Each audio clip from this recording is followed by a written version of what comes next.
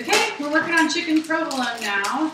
I really like this. As soon as we tried it, I immediately had these crazy flashbacks because this is a meal that my dad we used to make for sometimes like for Christmas dinners, like for some like things when you have friends or family over.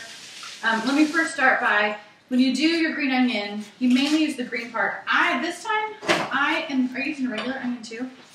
Did not say.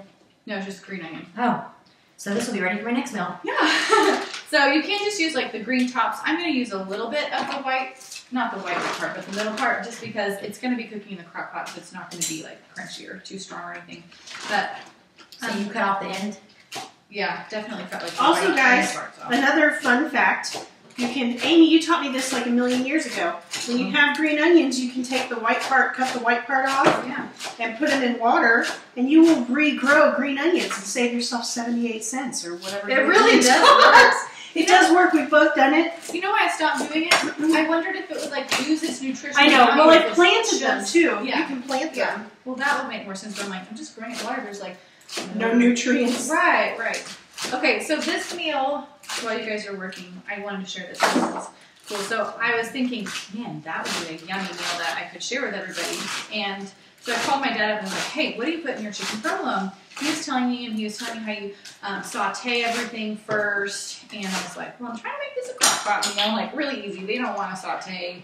Yeah. This needs to be easy. And he's like, I don't know, I think you need to do it. And I was like, nah.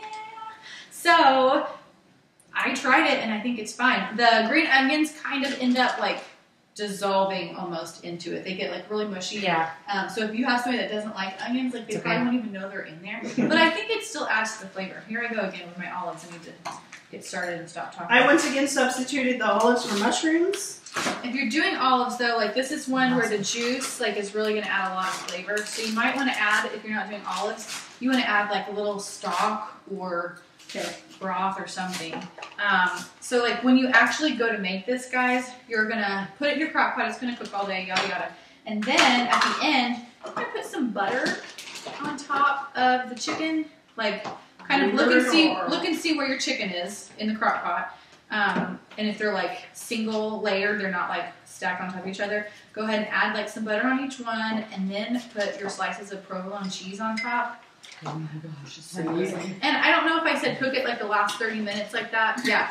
And so the butters and the cheese is all going to melt. It's so good. And we traditionally, serve this on rice. I don't know if that's because my family is, Brown. Yeah, like, I don't know if that's like like an ethnic type thing.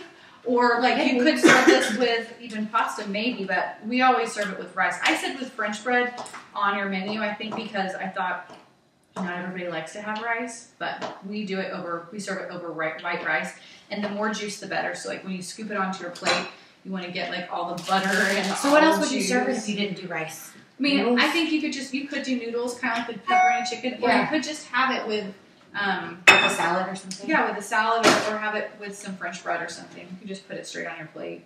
But I like how it like the cheese and the. Can I spin this? Yeah, please. I like how the like the cheese and everything kind of makes like a little sauce you can drizzle onto your rice. There's that. So good. Me cutting my olives again. You guys are cutting your olives. Shout out to you cutting your olives. That's an easy meal to make. Yeah, it's really easy. That's all. I mean, it's not very liquidy. I need to because I have I have the olive juice in mine, so that's why I said you might want to add some water. Might add some broth. Where's the EVOO? It's this little weird looking thing over there. I should add a little bit of so broth. I'm running behind. I've got my olives, my onion. Did you add olive oil for me? Yep, I did. I need to do my coriander herb and some salt and pepper. Mm-hmm. So it shouldn't be too liquidy like this. I mean, mine's not very liquidy at all. You might want to add a little bit more so you have some more juice. And your bag's leaking, just so you know. What? Oh man, I need to switch it out. Okay, I'll do that in a second. I need to do my salt and pepper. And I think I was going to say something else. Maybe not. Yeah, mine's not liquid. Oh, I was going to talk about. We talked about how the We talked about how the Santa Maria barbecue is a really good rub to use for like taco seasoning as a substitute. The coriander herb is really good to use for Italian dishes, and you'll see that's kind of how we've used it. So now that you have these rubs, you can be using them for those kind of dishes. So like coriander herb is really good for spaghetti sauce. We're actually going to be using it for meatballs in just a minute. But I think that's that. That's it. Okay. All right. So meet us back. See you back for Mexican lasagna. Get your pan.